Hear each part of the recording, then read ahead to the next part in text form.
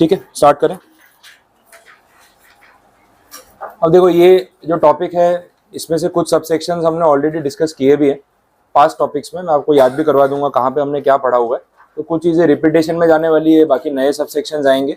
तो जितना भी कंटेंट है ओवरऑल पैकअप कर लेते हैं। छोटा सा टॉपिक है ये इनवॉइस का। देखो इनवॉइसिंग की जो इंपॉर्टेंस हम देख रहे थे that was in case of time of supply. Time of supply का जो अपना टॉपिक था सेक्शन 12, 13, 14 आपको ध्यान होगा। तो वहाँ पे ना हमने कैलकुलेशन में date of invoice, date of payment which ever is earlier, supply जो है बिफोर हुआ या आफ्टर हुआ, वो सब चीज़ों पे बात की थी। उसका रेलेवेंस यहाँ पे भी आने वाला है। जो टाइम ऑफ सप्लाई आपने पढ़ा था तब मैंने आपको बताया था कि जब सेक्शन 12 की हम बात कर रहे हैं time of supply of goods, तो उस सिचुएशन में एक सबसेक्शन 12 नॉर्मल चार्ज की बात कर रहा था। सबसेक्शन 2 उसके साथ जो सबसेक्शन 3 था वो रिवर्स चार्ज की बात कर रहा था। वैसे ही सेम हमने सेक्शन 13 में देखा, वहाँ पे भी subsection 2 and 3 normal charge and reverse charge in case of services. तो यहाँ पे जो सेक्शन नंबर 31 का रेफरेंस था वही सेक्शन 31 यहाँ पे आने वाला है, दैट इज रिगार्डिंग इनवॉइस। तो इनवॉइसिंग की बात हमने आईटीसी में भी की थी, इनवॉइसिंग की बात हमने टाइम ऑफ सप्लाई में भी की थी। वही सारे पॉइंट्स यहाँ पे आपको रिलेट होने वाले। अगर आप टाइम ऑफ सप्लाई याद करो गुड्स वाले केस में, तो हमने देखा था कि गुड्स का रिमूवल होता है या नहीं पहले वो देखा जाएगा। Movement of goods is there और नॉट। अगर गुड्स का मूवमेंट है तो इनवॉइस कब तक इशू हो जाना चाहिए, उसकी एक डेडलाइन थी। डेडलाइन ध्यान है क्या थी? The date of removal. ठीक है, जिस दिन रिमूव हुआ ऑन और before that invoice must be issued. अगर डिले हो गया है तो फिर इनवॉइस की डेट नहीं लेंगे, फिर जिस दिन आपके गुड्स रिमूव हुए वो डेट अपने कंपेयर करेंगे विद पेमेंट। ये सब जो हमने बातें की थी वो इस टॉपिक में भी रिपीट हो रही है। रेफरेंस का जो आपका सेक्शन है that is section number 31। Clear हो गया? तो इसके अंदर सारे सबसेक्शन एक एक करके देख लेते हैं। मैं वो टाइम ऑफ सप्लाई से आपको रिलेट भी करा देता हूँ। इनिशियली स्टार्टिंग में इन्होंने सिर्फ इनवॉइस के बारे में एक्सप्लेन किया हुआ है कि भाई इनवॉइस या टैक्स इनवॉइस क्या होता है। दो टर्म्स होते हैं, एक टैक्स इनवॉइस बोलते हैं और एक बिल ऑफ सप्लाई बोलते हैं। ये भी आपको दोनों चीजें रिलेट करवा रहा हूँ कि एग्जैक्टली है क्या। टैक्स इनवॉइस का मतलब वो है जहां पे आप सामने वाले से जीएसटी चार्ज कर रहे हो, एक जीएसटी एनेबल्ड इनवॉइस आप इशू कर रहे हो। उस इनवॉइस के बेस पे सामने वाला पर्सन अगर B2B बायर है तो वो आगे आईटीसी क्लेम कर पाएगा। तो ऐसा इनवॉइस जिसमें जीएसटी लग रहा है, प्रॉपर जीएसटी वाला इनवॉइस है, और वो इनवॉइस के बेस पे सामने वाला चाहे तो आगे आईटीसी क्लेम कर सकता है, तो that kind of invoice is called a tax invoice. Simple term है एकदम, टैक्स इनवॉइस। ठीक है, बहुत बार हमने ऐसा भी देखा कि जहाँ पे सामने वाली पार्टी जो है या हम जिसको गुड्स बेच रहे हैं हम उससे जीएसटी कलेक्ट नहीं कर रहे। हो रहा था ऐसा। एक इंस्टेंस में आपको बता देता हूँ, कॉम्पोजिशन सप्लाई वाला। तो कॉम्पोजिशन सप्लाई वाला या कॉम्पोजिशन लेवी स्कीम की जो हम बात कर रहे थे सेक्शन 10 में, तो सेक्शन 10 में हमने ये देखा कि सामने आउटवर्ड सप्लाई पे कोई जीएसटी कलेक्ट करना नहीं है, इनपुट टैक्सेस का क्रेडिट मिलेगा नहीं, उल्टा आपको सामने से कुछ पैसा अपनी पॉकेट से पे करना है। लमसम रेट पे जो बात हो रही थी 1%, 5%, 6% के हमने रेट देखे थे। तो इस सिचुएशन में कॉम्पोजिशन स्कीम में क्या आप सामने वाले से कोई जीएसटी कलेक्ट करने वाले हो? नहीं। तो इस सिचुएशन में आप उसको जो डॉक्यूमेंट इशू करोगे, जो इनवॉइस होगा, उस इनवॉइस को हम टैक्स इनवॉइस नहीं बोलते। उसके लिए एक टर्म है that is called bill of supply. Bill of supply का मतलब कि हाँ मैंने सप्लाई किया, ये उसका बिल है, लेकिन ये टैक्स इनवॉइस नहीं है। मैंने इसके अंदर ना कोई टैक्स चार्ज किया, ना इस इनवॉइस के बेस पे सामने वाला कोई आईटीसी क्लेम कर पाएगा। आ गया है समझ में? तो इसके लिए दो टर्म्स में आपको डिफरेंशिएशन अपने माइंड में एकदम क्लियर रखना है, what is tax invoice and what is a bill of supply.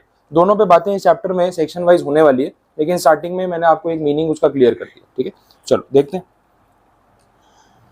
Initially invoice की बेसिक लैंग्वेज समझाई कि इनवॉइस में क्या डिटेल्स होती है। आपने एक बिल कहीं ना कहीं तो देखा होगा, परचेज इनवॉइस, रेस्टोरेंट में गए होंगे, शॉप से कोई गुड्स बाई किए होंगे, कभी बिग बाजार में, डी मार्ट में आप कहीं चले गए होंगे, वहां आपने गुड्स खरीदे होंगे, that is exactly N invoice. तो उसमें ऐसा कुछ नया नहीं है जो आपने देखा नहीं है, वो आप ऑलरेडी जानते हो। आगे की बातें कर लेते हैं। अब जो इसमें पॉइंट नंबर 1 और 2 में समझाया हुआ है, ये एक्जैक्टली वही पॉइंट्स है जो अपने आगे देख रहे थे सेक्शन 12 और 13 में। वो कंडीशंस रिकॉल कर लेते हैं, यहाँ पे रिलेट करके देखते हैं। 31 सेक्शन जो मैं आपको रेफरेंस में बोल रहा हूँ, अभी रिमूवल वाला मैंने आपको बताया था। दूसरा ऑप्शन था कि अगर गुड्स में मूवमेंट नहीं है, गुड्स वहीं के वहीं रहते हैं, तो उसमें फिर रेफरेंस पॉइंट क्या था? Date of making the goods available to the buyer.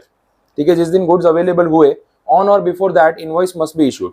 तो वो रेफरेंस भी इसी सेक्शन से आ रहा है। ठीक है, फिर हमने सर्विस वाले केस में देखा, नॉर्मल चार्ज वाली सिचुएशन में, कि जहाँ पे आप सर्विस प्रोवाइडर हो, तो जिस दिन आपने सर्विस प्रोवाइड की वहां से कितने दिन में आप इनवॉइस इशू कर सकते हो? 30 डेज। अच्छा, इसमें एक एक्सेप्शनल पॉइंट भी था, 30 के बदले क्या ड्यूरेशन थी और किसके लिए था? 45 डेज। 45 डेज था, 60 डेज था? 45 डेज था। और कौन से टाइप के सर्विस प्रोवाइडर के लिए? बैंक्स और इंश्योरेंस कंपनीज। ठीक है, इनके लिए बोला था स्पेसिफिक। ये बैंक और इंश्योरेंस कंपनीज जो है वो लोग रेगुलरली इनवॉइसेस इशू करते हैं, सर्विसेज प्रोवाइड करते हैं, और मल्टीपल कस्टमर्स को सर्विस प्रोवाइड करते हैं, तो वहाँ पे वो इंश्योरेंस पॉलिसी इशू करना, उसका इनवॉइस जनरेट करना, ये सब चीज़ों में उनको टाइम देना चाहिए। तो 30 डेज शायद कम पड़ जाएगा, तो उनके लिए ड्यूरेशन क्या रखा, 45 डेज। तो ये सब चीज़ें यहाँ 31 सबसेक्शन 1 और 31 सबसेक्शन 2 में ही बोली हुई है, जिस पे हम बात कर रहे हैं, ठीक है। फिर देखो ये HSN डिजिट करके कुछ मेंशन किया हुआ है। अब ये HSN डिजिट होता क्या है? HSN का मतलब है हार्मोनाइज्ड सिस्टम ऑफ नोमेनक्लेचर। वो बात वहाँ पे नीचे टेबल में लिखी हुई है ऑलरेडी उसके हेडिंग में, तो आपको सिर्फ हाईलाइट करनी है, लिखोगे नहीं तो चलेगा। Harmonised system of nomenclature, that is HSN code और HSN डिजिट। ये एग्जैक्टली क्या होता है वो समझ लो। This is very common again. HSN का जो सिस्टम है वो आप GST में भी यहाँ पे एक्सपीरियंस कर सकते हो, कस्टम्स में भी रहता है, हर जगह होता है। Harmonise system of nomenclature. Nomenclature मतलब किसी भी चीज़ को, किसी पर्सन को, किसी गुड्स को नेम करने की जो एक ट्रिक होती है, एक तरीका होता है। जैसे आपके और मेरे नाम रखें तो उसका कोई तरीका है, या रैंडमली कुछ भी नाम रख सकते हैं? किसी का नाम रखते हैं तो क्या क्राइटेरिया होता है उसका? कुछ होता है क्राइटेरिया, या जिसको जो अच्छा लगा रख दिया? वो तो राशि के ऊपर नाम रखते हैं। तो आपकी बर्थ डेट क्या है, उस टाइम पे जो एस्ट्रोलॉजिकल सिचुएशन थी, कौन से ग्रह कहाँ पे थे, कितने भी दूर हो लेकिन कहीं तो थे, तो उनका राहु केतु किसी का कुछ ना कुछ असर आपके ऊपर हो सकता है। तो होता है कि आप जिस टाइम पे बॉर्न हुए उस टाइम पे जो भी प्लैनेट्स की सिचुएशन थी उसके हिसाब से वो राशि डिसाइड होती है, और उस पर हर राशि के ऊपर वो वर्ड्स होते हैं ना, कि आप इस राशि में अगर आप बॉर्न हुए हो तो फिर आपका नाम इन वर्ड्स पे से रखना चाहिए। और फिर 2-3 ऑप्शन होते हैं और उसमें से फिर नाम सिलेक्ट करते हैं कौन सा नाम रखना चाहिए। तो एक तरीका है ना नाम रखने का। अच्छा, ये ऐसा करना ज़रूरी है? नहीं फॉलो करेंगे तो कोई पुलिस केस होता है कि भाई आपका नाम राशि पे नहीं रखा है तो आपके ऊपर पुलिस केस होगा, ऐसा कुछ है? नहीं, वो तो आपकी चॉइस है ना। अगर आप इसमें बिलीव करते हो तो आप रखो, साइंटिफिक तो है, लेकिन आप बिलीव करते हो, आपको समझ में आता है तो ठीक है। कितने लोग नहीं भी फॉलो करते कि भाई जो नाम हमें अच्छा लग रहा है, जो सोचा हुआ है वही रखना है, वो राशि के ऊपर वो वर्ड नहीं आ रहा तो फिर वो नाम नहीं रख पा रहे, तो कोई और भी ऑप्शन हो सकता है। लेकिन किसी को नेम करने का एक तरीका तो है ना, एक स्टैंडर्ड फॉर्मेट तो है। उसी तरीके से जब गुड्स की बात हो रही है, चाहे वो GST का टैरिफ हो, कस्टम्स का टैरिफ हो, तो उन गुड्स को भी प्रॉपर्ली नेम करना बहुत जरूरी है। तो nomenclature means method of naming something, उसको नोमेनक्लेचर बोल रहे हैं। हार्मोनाइज सिस्टम क्यों टर्म यूज कर रहे हैं? बिकॉज आज जो भी ट्रेड हो रहा है वो ट्रेड है ना सिर्फ रीजनल बाउंड्री या नेशनल बाउंड्रीज के विद इन नहीं हो रहा है, ट्रेडिंग पूरे वर्ल्ड में हो रही है। इम्पोर्ट एक्सपोर्ट में वर्ल्ड इज अ फैमिली, वैसा हो गया है। तो it is a one family, और गुड्स का एक्सचेंज कंट्रीज के बीच में बहुत ही कॉमन हो गया है। तो it is very much needed कि भाई गुड्स का जो नेम है वो इस तरीके से रखा जाए कि उसमें ना इंटरनेशनल लेवल पे भी कंफ्यूजन ना हो कि भाई इस प्रोडक्ट को इस कंट्री में कुछ और बोलते हैं, दूसरे कंट्री में कुछ और बोलते हैं, तो वो कंफ्यूजन हो रहा है जब आप गुड्स को इंपोर्ट एक्सपोर्ट कर रहे हो। वैसा नहीं होना चाहिए। तो इंटरनेशनल स्टैंडर्ड्स डिराइव किए गए और नेमिंग सिस्टम डिराइव किया गया जो पूरा वर्ल्ड फॉलो करने की ट्राई करता है। तो उसको हम बोल रहे हैं harmonise system of nomenclature, that is HSN naming या HSN कोडिंग, वैसे बोला जाता है। और उसी तरीके से टैरिफ, जब अपना GST का टैरिफ आप देखोगे तो उसमें classification of goods and services उस बेस पे ही किया गया, और उसके अंदर फिर सब कैटेगरीज आती जाती है। अब सब कैटेगरीज में काफ़ी सारी डिटेलिंग हो सकती है। आप कस्टम टैरिफ देख लो, GST टैरिफ देख लो, आपको देखने को मिलेगा। कोई भी प्रोडक्ट का आपने एक रैंडम एग्जांपल ले लेते हैं, सपोज एक एयर कंडीशनर है, इसको अपने कैटेगराइज कर रहे हैं। तो एयर कंडीशन जो है वैसे तो एक सिंगल प्रोडक्ट है, लेकिन इसके अंदर कोई सब कैटेगरी होती है या हर AC एक जैसा और एक ही होता है? आपके हिसाब से क्या फैक्टर्स है जिसके बेस पे उसको सब कैटेगराइज किया जा सकता है? कुछ आइडिया? AC जो है मतलब उसका जो स्ट्रक्चर है, जो फॉर्मेट है, उसमें पहले तो बेसिक 2 वेरिएशन है, 2-4 वेरिएशन हो गए अब तो। एक तो ये वाला जो AC है इसको अपने स्प्लिट AC बोलते हैं। एक वो विंडो AC या बॉक्स AC आता था जो अब कम चलता है क्योंकि अब तो यही चलता है, लेकिन इसके पहले ना वो दीवार के अंदर उसको फिट करते थे। और अगर आपको रूम में AC लगाना है तो दीवार में पहले उसको ड्रिलिंग करा के जगह बनानी पड़ेगी, फ्रेम बनानी पड़ेगी, फिर वो AC लगेगा। उसका इंडोर आउटडोर साथ में ही था। वो कंप्रेसर बाहर की तरफ है, हीट बाहर छोड़ रहा है और कूलिंग जो है वो अंदर आ रही है, उसको वैसे फिक्स करते थे। That was a window AC जो अभी आउटडेटेड हो गया। अब स्प्लिट AC आ गया। इसके अलावा और भी ACs हैं, और कोई टाइप है? 2 ही है।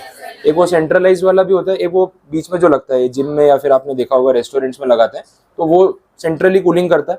एक वो डक्ट वाला AC भी होता है, मॉल्स में आपने देखा साइड पे पूरा AC का डक्ट चल रहा होता है, तो वो AC की कूलिंग आ रही है, लेकिन उसका आउटडोर कंप्रेसर सब वो टेरेस के ऊपर सेटअप किया हुआ है और वहां से पूरा सेंट्रली उसको सेंट्रल AC करके कनेक्ट किया हुआ है। तो ये सारे ACs जो है ये अलग अलग कैटेगरी के। एक वो टावर AC भी आता है, स्टैंडिंग AC होता है। टावर AC मतलब उसको आप स्टैंड कर सकते हो, कहीं फिक्स करने की जरूरत नहीं, वो पोर्टेबल होता है। अलग अलग टाइप के ACs के मॉडल जो है वो उन्होंने यूज किए हुए हैं। जैसी रिक्वायरमेंट है वैसा आप उसको यूज कर सकते हो। टैरिफ में ये सारे प्रोडक्ट्स अलग से क्लासिफाइड है, अगर आप कस्टम टैरिफ की बात करो या GST की बात करो। और भी वेरिएशन हो सकते हैं AC में। इसके अलावा स्टार रेटिंग पे हो सकते हैं, एनर्जी एफिशिएंसी के ऊपर है, 3 star AC, 4 star AC, 5 star AC। क्या फर्क पड़ता है उसमें? पावर कंजम्पशन का।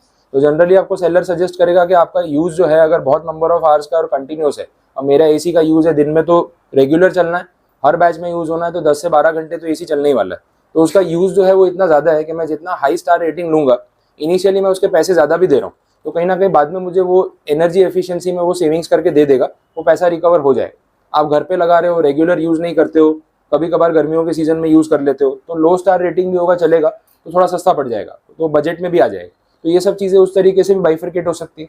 अच्छा, एसी में इन्वर्टर आता है, इन्वर्टर एसी है, ये वाला जो है वो इन्वर्टर एसी है, उसमें मेंशन किया हुआ है कि इन्वर्टर एसी है, अदरवाइज जो है नॉर्मल एसी है। अब इन्वर्टर एसी का जो टेक्नोलॉजी है वो अलग है। स्टार्टिंग में जब ये एसी ऑन हो रहा है ना, तो इलेक्ट्रिसिटी ज़्यादा कंज्यूम करके पावर ले रहा है, फिर अंदर वो इन्वर्टर टेक्नोलॉजी है जो खुद चार्ज हो जाती है, और वो उसी चार्जिंग पे थोड़ी देर बाद ऑपरेट करना स्टार्ट कर देता है, तो अपने आप इलेक्ट्रिसिटी के जो यूनिट्स है वो कम कंज्यूम होते हैं, और वहीं पे वो एफिशिएंसी आ जाती है जो एनर्जी की अपने बात कर रहे हैं। तो ये सारी चीज़ें कैटेगराइज्ड है। वाईफाई वाला एसी भी आता है, आप ऐप से भी कंट्रोल कर सकते हो, ये सब चीज़ें भी आती है। ये सबको अलग से टैरिफ में उन्होंने सब कैटेगरीज में बाइफरकेट किया होता है, और सबको ना एक कोड नंबर दिया होता है। तो अब हर जगह आप जब बिल में मेंशन कर रहे हो, भाई मैंने स्प्लिट एसी परचेज किया, 5 स्टार रेटिंग है, और वो क्यूबिक कैपेसिटी भी होती है ना, 1 टन, 1.5 टन, 2 टन, 10 टन तक भी आता है, जितना आपको कूलिंग कैपेसिटी चाहिए एरिया के हिसाब से, तो वो भी अलग अलग वेरिएशन है।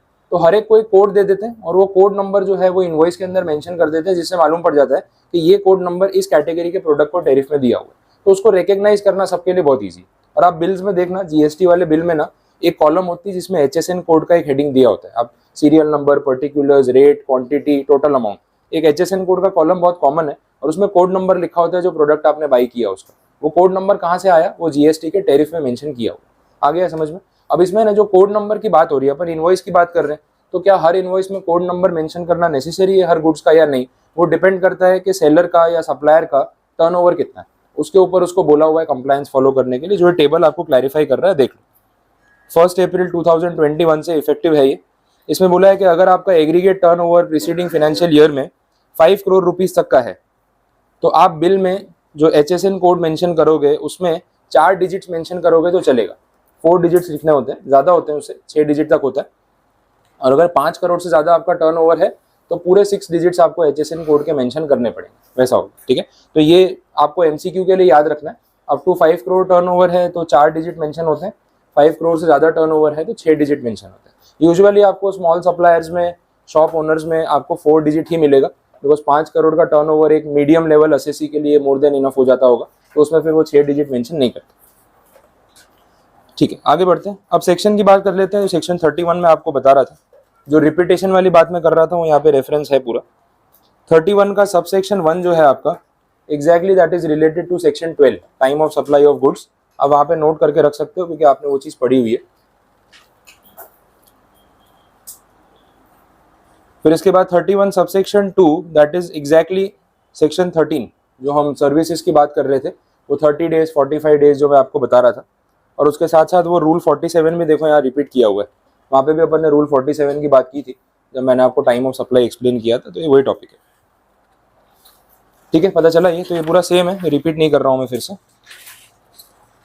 31 सबसेक्शन 3 जो है वो आपके लिए नया है, वो आगे कहीं डिस्कस हुआ नहीं है, तो वो कवर कर लेते हैं अभी। देखो क्या बोला है, पहले ही बोल दिया, not with standing anything content in subsection 1 and 2। पीछे के दोनों सबसेक्शन क्या बोलते हैं मुझे फर्क नहीं पड़ता है, जो मैं यहाँ पे बोल रहा हूँ वो दोनों को ओवरराइड करेगा। कहीं कोई कॉन्ट्राडिक्शन या कुछ क्लैश होता है तो फिर ओवरराइडिंग इफेक्ट सबसेक्शन 3 का होगा, 1 और 2 को अपने साइड पे रखेंगे, ये बोला। फर्स्ट पॉइंट देखें, अ रजिस्टर्ड पर्सन में within 1 month from the date of issuance of certificate of registration and in such manner as may be prescribed issue a revised invoice against the invoice already issued during the period beginning with the effective date of registration till the date of issuance of certificate of registration to him। ये point अपन ने कहाँ पढ़ा था, क्या बात हुई थी, मैं आपको याद करवाता हूँ। सेक्शन नंबर 22 से एक रजिस्ट्रेशन का अपना ब्लॉक स्टार्ट हुआ था। 22 में बताया था थ्रेशोल्ड लिमिट फॉर रजिस्ट्रेशन, 23 में था कि रजिस्ट्रेशन करवाना किन के लिए नहीं जरूरी है, एग्रीकल्चर वाले, एग्जाम सप्लाई वाले। 24 में आपको बोला था कंपलसरी रजिस्ट्रेशन लेना ही पड़ेगा। एक 25 था जहाँ प्रोसीजर दिया हुआ था। प्रोसीजर में हमने देखा कि जैसे ही आपकी थ्रेशोल्ड लिमिट क्रॉस हो जाती है, थ्रेशोल्ड लिमिट क्रॉस होने के कितने दिन में आपको रजिस्ट्रेशन के लिए अप्लाई करना, याद है? 30 डेज का टाइम था। 30 डेज के अंदर अंदर अगर आपने रजिस्ट्रेशन के लिए अप्लाई कर दिया और रजिस्ट्रेशन नंबर आपको मिल गया, तो इफेक्टिवली आप कब से रजिस्टर्ड माने जाओगे? जिस दिन रजिस्ट्रेशन करवाया, या जिस दिन एलिजिबल हो गए थे, या जिस दिन सर्टिफिकेट आया। एलिजिबल हो गए थे, याद है, वो बैक डेट से काउंट होगा कि भाई आप जिस दिन आपकी थ्रेशोल्ड लिमिट क्रॉस हुई ना उस दिन से आप रजिस्टर्ड माने जाओगे।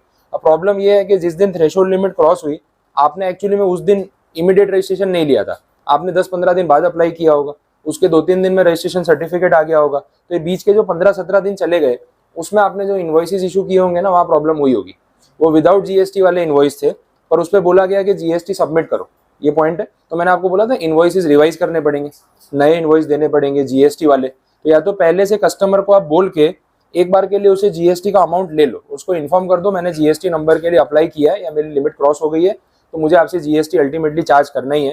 तो एक रफ में आप उसको लिख के दे सकते हो, अमाउंट चार्ज कर सकते हो, या फिर पहले इन्फॉर्म कर दो कि ये बिल अभी भेज रहा हूँ लेकिन बाद में जीएसटी वाला बिल भेजूंगा, पेमेंट तब करना। तो प्रैक्टिकली आप इन्फॉर्म कर दोगे बायर को तो वो ज्यादा डिनाई नहीं कर सकता कि नहीं मैं तो नहीं पे करूंगा, फिर आप भी सेल नहीं करोगे ना। 12% 18% जीएसटी अगर होगा तो आप अपनी पॉकेट से थोड़ी ना पे करोगे। तो कस्टमर अनड्यू एडवांटेज उठा ले जरूरी नहीं है, वो आपके ऊपर है आप उससे कैसे डील करते हो, बट कहीं ना कहीं इनवॉइस को रिवाइज करने की नीड यहाँ पे रहेगी। तो वही रिवीजन की बात यहाँ पे फर्स्ट पॉइंट में हो रही है कि आपको इसको रिवाइज करना पड़ेगा, नए इनवॉइसेस टैक्स वाले इशू करने पड़ेंगे और उसका जो जीएसटी है वो डिपार्टमेंट को नेक्स्ट मंथ आपको सबमिट करना है। तो वो पॉइंट पे बात हो रही है। तो ये सेम स्टोरी है जो वहाँ 25 में हमने देखी थी, तो ये पॉइंट भी ऐसा रिपीट ही है, आपको वापस रीड करना है पॉइंट, एक बार आप पढ़ लो, देखो अब याद आ रही है स्टोरी, एग्जैक्टली वही पॉइंट है जो वहाँ मैंने आपको बताया था। बोलो क्लियर, ठीक है, पॉइंट समझ आ गया रजिस्ट्रेशन वाला। आगे बढ़े, नेक्स्ट पॉइंट देख लेते हैं। A registered person may not issue a tax invoice if the value of goods or services or both is supplied is less than ₹200 subject to such conditions and in such manner as may be prescribed। तो ये आप MCQ के लिए खास underline कर लेना।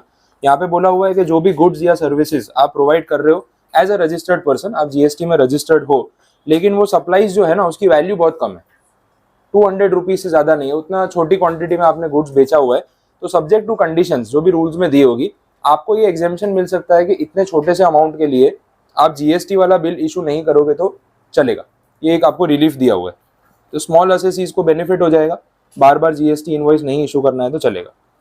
Next point, a registered person supplying exempted goods specific category आ गई और services or both or paid tax under section 10 composition levy scheme shall issue instead of a tax invoice a bill of supply. ये starting में मैंने आपको बताया difference between tax invoice and bill of supply. तो ये bill of supply क्या होता है आपको पता है कि यहाँ पे जीएसटी वाला बिल नहीं है, ये जीएसटी बिना का बिल है, सामने वाला जो भी बिल लेके जा रहा है वो इसके बिहाफ पे कोई आईटीसी क्लेम नहीं कर पाएगा, इसलिए इसको टैक्स इनवॉइस नहीं बोल सकते।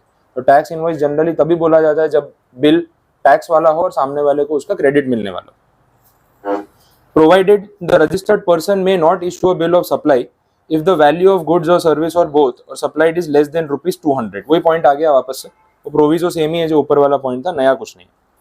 आगे देखते हैं, a registered person shall on receipt of advance payment with respect to any supply of goods और सर्विस। अब ये एडवांस पेमेंट वाली स्पेसिफिक सिचुएशन आ गई कि सामने वाले को आप सप्लाई करने वाले हो, अभी आपने किया नहीं है लेकिन पैसा उससे आपने एडवांस में रिसीव कर लिया, अगेन दैट इज कॉमन, ये हो सकता है। तो आपको क्या करना पड़ेगा एज ए सप्लायर, एक रिसीट वाउचर इशू करना पड़ेगा। तो वो वर्ड को अंडरलाइन कर लो, एडवांस पेमेंट रिसीव किया तो एक रिसीट वाउचर इशू करना पड़ेगा और उसके अंदर आपको डिटेल्स बतानी पड़ेंगी एविडेंसिंग कि हाँ भाई आपने एडवांस में पेमेंट एक्सेप्ट किया है। एक प्रूफ तो होता है ना, आप किसी को एडवांस पेमेंट करोगे जिसका सप्लाई लेना बाकी है, तो जो पेमेंट किया उसका कुछ रिसीट मांगोगे या नहीं मांगोगे? बोलेंगे ना कि लिख के दे दो, एक पेज पे लिख के दे दो या बिल बना के दे दो, या आप मेंशन करो कि आपने एडवांस पैसा रिसीव किया है, नहीं तो बाद में इसका प्रूफ क्या रहेगा। हाँ, अगर आपने ऑनलाइन पेमेंट किया, चेक से पे किया तो आप उतने वो प्रॉब्लम में नहीं हो, लेकिन कैश पे किया तो डेफिनेटली आपको कुछ ना कुछ रिटर्न डॉक्यूमेंट चाहिए होगा। तो that is a receipt voucher जो सप्लायर को इशू करना चाहिए अभी इस सिचुएशन में जब उसने सिर्फ पेमेंट एक्सेप्ट किया है, सप्लाईज करने बाकी है जो फ्यूचर में करने वाला है। तो ये पॉइंट हो गया। आगे, where on receipt of advance payment with respect to any supply goods और सर्विस और both the registered person issues receipt voucher but subsequently no supply is made and no tax invoice is issued in pursuance thereof, the said registered person may issue to the person who had made the payment a refund voucher। Situation clear हो गई। मैंने आपसे advance में पैसे लिए, मैंने बोला supply करूंगा, पैसा ले लिया, रिसीट वाउचर दे दिया, लेकिन अभी तक कोई गुड्स या सर्विसेज प्रोवाइड की नहीं है और करने भी नहीं वाला हूं, ऐसा डिसाइड हो गया, तो मैं कोई टैक्स इनवॉइस तो इशू करने वाला हूँ ही नहीं। तो अब जो मैंने आपसे पैसा लिया है, अगर मैं आपको पैसा रिफंड कर रहा हूँ तो फिर मुझे साथ साथ में एक रिफंड वाउचर भी इशू करना पड़ेगा, ताकि मेरे अकाउंट्स में भी रिकॉर्ड रहे कि भाई जब एडवांस लिया था तो रिसीट दिया था ना, अब जब एडवांस वापस कर रहा हूँ तो पहले तो रिसीट फाड़ के फेंको, या फिर उसके सामने रिफंड वाउचर लेके जाओ, ताकि मेरे पास भी दोनों प्रूफ रहे कि मैंने एडवांस लिया था लेकिन वापस भी कर दिया। ये तो फिर आप बोलोगे भाई एडवांस पैसे लिए थे आपने, उसका कुछ प्रोवाइड नहीं किया, मतलब पैसे तो मैंने वापस कर दिए थे लेकिन वो याद कैसे रहेगा। तो उसके लिए भी एक रिफंड वाउचर इशू करना नेसेसरी है। बेसिक डॉक्यूमेंटेशन की बात हो रही है। Next, a registered person who is liable to pay tax under subsection 3 और 4 of section 9 shall issue an invoice in respect of goods or service or both received by him। Subsection 3 और 4 की जो बात हो रही है ना, that is reverse charge mechanism. Section 9 में ये दोनों सबसेक्शन में हमने रिवर्स चार्ज की बात की थी। आप वहां पे साइड पे लिख लेना कि this is reverse charge mechanism. Last day पे फिर सेक्शन 9 पे जाने का टाइम नहीं होगा, यहीं पे लिख के रख लो। इसमें ना थोड़ा उल्टा सिस्टम है। रिवर्स चार्ज वाले में हमने देखा था कि रिवर्स चार्ज में जो बायर है वो खुद जाके जीएसटी सबमिट करके आता है, ठीक है, तो इनवॉइस भी वो खुद ही बनाता है। एक्चुअली में ये पॉइंट, ठीक है, मैं तो आपको बिल ऑफ सप्लाई दूंगा कि मैंने गुड्स बेचे और उस पर जीएसटी लगता है रिवर्स चार्ज से, मतलब मैं आपसे कोई जीएसटी चार्ज नहीं कर रहा हूँ। जब मैं जीएसटी ही चार्ज नहीं कर रहा हूँ तो फिर मैं उसके ऊपर आपको टैक्स इनवॉइस कैसे दे सकता हूँ। तो इनवॉइसिंग आपको खुद करना है, रिवर्स सिस्टम है ये, और आप जाके जीएसटी सबमिट करोगे और जो आप मुझे पेमेंट कर रहे हो ना वो विदाउट जीएसटी होगा। मतलब मैं सिर्फ आपसे पेमेंट ले रहा हूँ, बाकी का जीएसटी जाके आपको डिपार्टमेंट को देना है और उसका इनवॉइसिंग आपको खुद करना है। आप ही के ऊपर ये बर्डन पास ऑन कर दिया। थोड़ा अजीब सा है प्रैक्टिकली, लेकिन जैसा बोला है वैसे फॉलो करना पड़ेगा, ठीक है। लास्ट पॉइंट में भी वही चीज है। A registered person who is liable to pay tax under section 9 subsection 3 और 4 shall issue a payment voucher at the time of making payment to the supplier. जब आप मुझे पेमेंट करोगे ना तो आप पेमेंट वाउचर भी इशू करोगे मुझे, जो एक प्रूफ होगा कि आपने मुझे पैसे दे दिए। मतलब जीएसटी के अलावा जो बिफोर जीएसटी अमाउंट है वो आपने मुझे पे कर दिया है और अब जीएसटी का अमाउंट आप डिपार्टमेंट को पे करने जा रहे हो, ताकि उनको भी टैली हो जाए कि हाँ एक्चुअल पेमेंट्स हुए हैं और genuine supply of goods and service है, बोगस बिलिंग या सिर्फ इनवॉइसिंग नहीं। तो क्लैरिफिकेशन के लिए पेमेंट वाउचर भी चाहिए। बोलो समझ आया यहाँ तक क्लियर? तो ये सबसेक्शन 3 हो गया।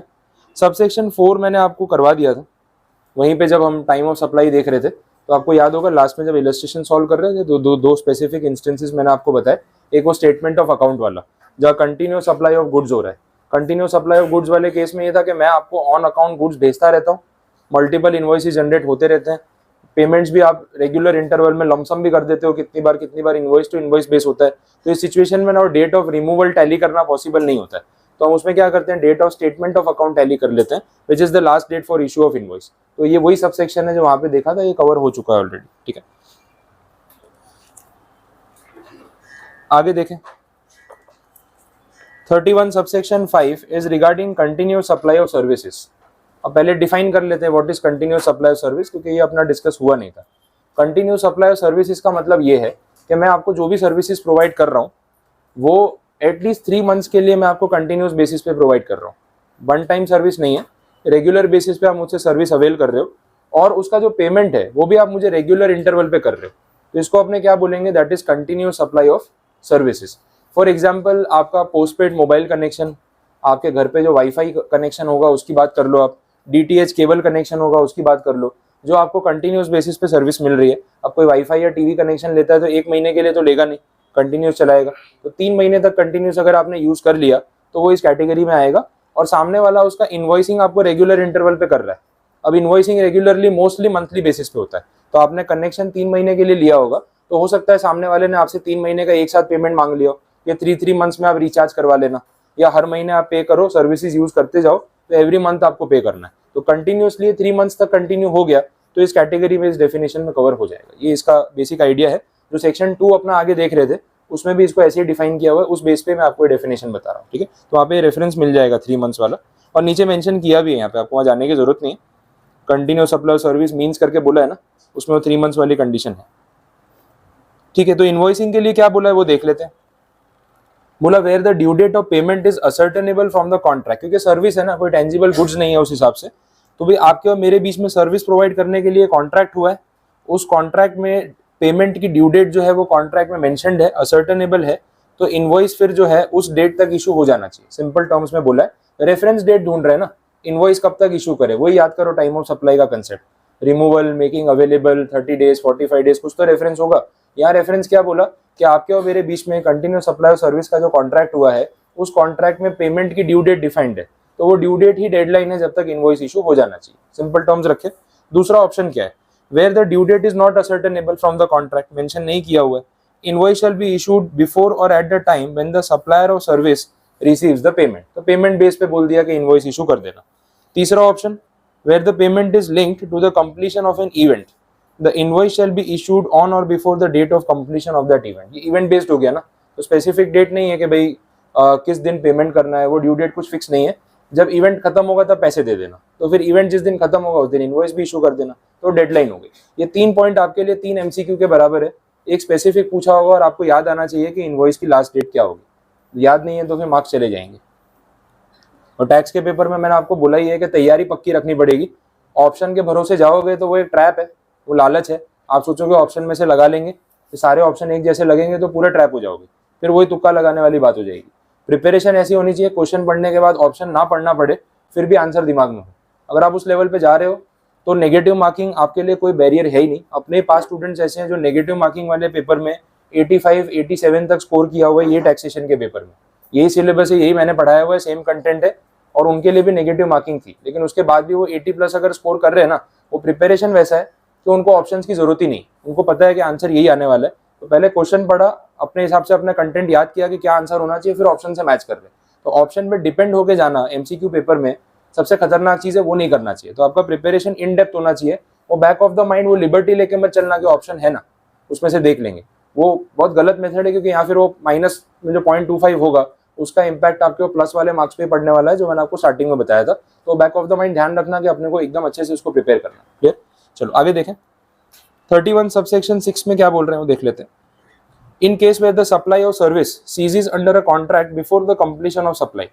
अब यहाँ पे क्या हो रहा है, सप्लाई पूरा ही नहीं किया, कॉन्ट्रैक्ट के हिसाब से जो बात हुई थी ना कि इतने गुड्स इतनी सर्विस प्रोवाइड करेंगे, इन बिटवीन कुछ रीजंस की वजह से, कुछ डिस्प्यूट्स की वजह से, कोई भी रीजन हो सकता है, सर्विसेज इंटरप्ट कर दी कि भाई जितना प्रोवाइड कर दिया ठीक है, जितने गुड्स दे दिए ठीक है, कॉन्ट्रैक्ट कंप्लीट नहीं होगा। तो इस सिचुएशन में जितना आपने कॉन्ट्रैक्ट कंप्लीट किया उतना प्रपोर्शन पेमेंट तो आप मांगोगे। तो बोला कि जिस दिन आपने सर्विस देना टर्मिनेट कर दिया इन बिटवीन, उसी दिन उतने प्रपोर्शन का इनवॉइस इशू कर देना और उसके बेस पे पेमेंट ले लेना। ठीक है, और वो सामने वाला पेमेंट देगा नहीं देगा आपका क्या डिस्प्यूट है अलग बात है, लेकिन इनवॉइसिंग के लिए ये जो पॉइंट यहाँ पे बताया ये आपको वैसे ही फॉलो करना है। डन। लास्ट में सबसेक्शन 7 याद करो, कुछ याद आ रहा है? 6 मंथ्स वाला, ये भी टाइम ऑफ सप्लाई में अपन ने कैलकुलेट किया था। एक तो था डेट ऑफ एक्सेप्टेंस, सेल और अप्रूवल बेसिस वाला, और दूसरा रिमूवल से 6 मंथ्स ऐड करके वो नेक्स्ट डे काउंट कर रहे थे अपने। 1 दिसंबर था तो 2 दिसंबर से कैलकुलेशन स्टार्ट करेंगे और 6 मंथ्स वो 2 जून तक जाएगा। ये वो वाला क्वेश्चन है, same subsection as it is repeat हो रहा है, ये अपने उस टॉपिक में देख चुके हैं, तो मैं अभी यहाँ पे रिपीट नहीं करना हूँ। फिर लास्ट पॉइंट है उसका, that is regarding electronic invoicing या ई इनवॉइसिंग। आजकल इसके अंदर बहुत ज़्यादा सिंप्लीफिकेशन हो गया है। ये टॉपिक फाइनल में, ये चैप्टर थोड़ा लेंदी है, इसमें और बहुत सारे पॉइंट्स है, बट आपके सिलेबस में इतना ही है। तो ई इनवॉइसिंग शॉर्ट में बता देता हूँ कि आजकल इसमें क्या हो रहा है। तो जो ऑप्शन है आपके पास ई इनवॉइसिंग का, उसमें क्या क्या चीज़ें हो रही है। आप जीएसटी के पोर्टल पे जाके भी बिल जनरेट कर सकते हो। एक क्या होता है, अपने पास एक इनवॉइस का सॉफ्टवेयर अलग होता है, आप पूरा महीना सेल करते हो, इनवॉइसेस जनरेट करते हो, फिर मंथ एंड पे ना रिटर्न फाइल करना होता है। अब रिटर्न फाइलिंग में जीएसटी पोर्टल पे सारे आउटवर्ड सप्लाईज की डिटेल देनी होती है, सारे इनवर्ड सप्लाईज की भी डिटेल देनी होती है, तो एक एक बिल की एंट्री वहाँ पे करो। तो ऐसा नहीं हो गया 2 बार सारा काम करना पड़ रहा है। पहले इनवॉइस अलग सॉफ्टवेयर से जनरेट करो, उसी की डिटेल सारी फिर जीएसटी के पोर्टल पे जाके अपलोड करो, तो 2 बार आपको वो ट्रांजेक्शन्स के थ्रू पास होना पड़ेगा और टाइम डबल वेस्ट होगा। इससे बेटर अब इन्होंने ऑप्शन ये दे दिया ई इनवॉइसिंग का कि आप जीएसटी के पोर्टल पे जाके वहाँ से भी बिल जनरेट कर सकते हो। तो इससे क्या होगा, जो भी बिल आप वहाँ से जनरेट करोगे वो सिस्टम अपने आप वो रिटर्न के लिए जो उसको डेटा चाहिए वहीं से एक्सट्रैक्ट कर लेगा। तो मंथ एंडिंग में जब रिटर्न फाइल करोगे तो आउटवर्ड सप्लाई का एक एक बिल आपने वहीं से तो जनरेट किया है, वो डेटा एक्सट्रैक्ट कर लेगा, वापस से फाइल ही नहीं करना पड़ेगा। ये ऑप्शन अब इन्होंने पोर्टल पे देना स्टार्ट कर दिया, तो धीरे धीरे अपग्रेडेशन हुआ जिससे आपका काम ईजी हो गया। वो ई वे बिल की बात नहीं हो रही थी, तो ई वे बिल भी आप वहीं से जनरेट कर रहे हो, इनवॉइस भी वहीं से जनरेट कर लो, तो दोनों डेटा वहाँ पे अपने आप अपलोड हो जाएंगे, रिपीटेशन करने की जरूरत नहीं पड़ेगी। ये सब पॉइंट्स पे काम हो रहा है। फिर इनवॉइस में क्यूआर कोड जो है वो इंक्लूड करना भी कंपलसरी किया है। कुछ पर्टिकुलर असेसीज या सप्लायर्स जिनका टर्नओवर कुछ करोर्स में है, कुछ लिमिट से ऊपर है, उनको ये बोला है कि आप अगर जीएसटी वाला बिल इशू करते हो तो इट इज़ नेसेसरी कि आपके बिल के ऊपर ना क्यूआर कोड आपका अटैच होना चाहिए। ये क्यों कर रहे हैं, डिजिटल पेमेंट्स को और ज़्यादा प्रमोट करने के लिए, इंस्टेंट पेमेंट के लिए, कि भाई जो भी आप बिल दोगे सामने वाले को उस पर क्यूआर कोड है, वो इमीडिएटली स्कैन करके आपका पेमेंट कर सकता है। तो डिजिटल पेमेंट्स को कन्वीनियंट और एकदम हैंडी बनाने के लिए ये सब ऑप्शंस जो है वो लेके आ रहे हैं, और कुछ टर्नओवर की लिमिट है 50 करोड़ या समथिंग बोला हुआ है, उससे ज़्यादा अगर आपका टर्नओवर है तो आपके इनवॉइस की प्रिंट आउट पे या जो भी सॉफ्ट कॉपी भी अगर आप किसी को मेल करते हो तो उसमें लास्ट में QR कोड होना जरूरी, ये कंपलसरी मेंशन कर दिया। तो UPI सिस्टम जो है उसको और ज़्यादा पॉपुलर करने के लिए गवर्नमेंट ये सब कंपल्शन ला रही है, और ये एक ह्यूमन साइकोलॉजी है, कन्वीनियंस ही होगी तो आप यूज़ करोगे, नहीं तो नहीं करोगे। अब अगर किसी ने आपको इनवॉइस PDF भेज दिया, उसमें QR कोड है, तो भी वो फोन में से स्कैन हो जाएगा, you can immediately make payment. और ये आप बोलोगे नहीं चेक भिजवाता हूँ, तो 4 दिन आप चेक बनाने में लगाओगे, उसका पेमेंट भी स्लो होगा, पैसों का रोटेशन स्लो हो जाता है। इमीडिएट ऑनलाइन पेमेंट का ऑप्शन है तो आप पे कर देते हो। अच्छा, ट्रांजेक्शन इमीडिएट होने से सामने वाले को पैसा भी मिल रहा है, कैश का सर्कुलेशन भी कम हो जाता है। आजकल वही है ना, काफी लोग कैश कैरी नहीं करते, गूगल पे कर देंगे, पेटीएम कर देंगे, पहले कैश लेके घूमते थे। तो कैश काफी लोगों ने अवॉइड करना स्टार्ट कर दिया, क्योंकि बोले हैसल फ्री है ना, इमीडिएट स्कैन किया, पे कर दिया, और हर जगह आजकल QR कोड तो होता है। आप सब्जी खरीदने जाओगे तो सब्जी जो वेंडर बेच रहा है रस्ते पे, उसने भी वो गूगल पे और पेटीएम का QR कोड वहां पे रस्ते पे भी लगा रखा है उसने, कि आपको पेमेंट करना है तो ये कर दो, तो छुट्टे पैसे वाला प्रॉब्लम ही खत्म हो गया। पब्लिक भी क्या 2-4 रुपए छुट्टे नहीं होते, 20 रुपए की सब्जी उठा लेती है। देखा होगा आपने, कितनी बार सब्जी खरीदने लोग जाते हैं ना, 5 रुपए चेंज नहीं है, बोले इसके बदले ये डाल दे, तो 5 रुपए के बदले 20 रुपए का सामान भर लेते हैं अपनी थैली में। बेचारा सब्जी वाला परेशान हो रहा है, बोले इतना तो कमाया नहीं जितना तुम एक्स्ट्रा लेके चले गए, इससे तो बेटर है गूगल पे कर दो। तो वो कन्वीनियंस होने की वजह से क्या है कि डिजिटाइज जो पेमेंट करने हैं वो इंक्रीज हो रहा है, तो इनवॉइसिंग में भी ये सारी चीजें इन्होंने इंक्लूड कर दी। डन। तो ई इनवॉइसिंग वाला पॉइंट इतना ही ध्यान रखना है, आपके लिए अभी इनफ है। तो इसके साथ आपका टॉपिक यहाँ पे कंप्लीट। देख लो, कुछ नहीं समझ आया, कुछ क्वेरी है, पूछना है कुछ?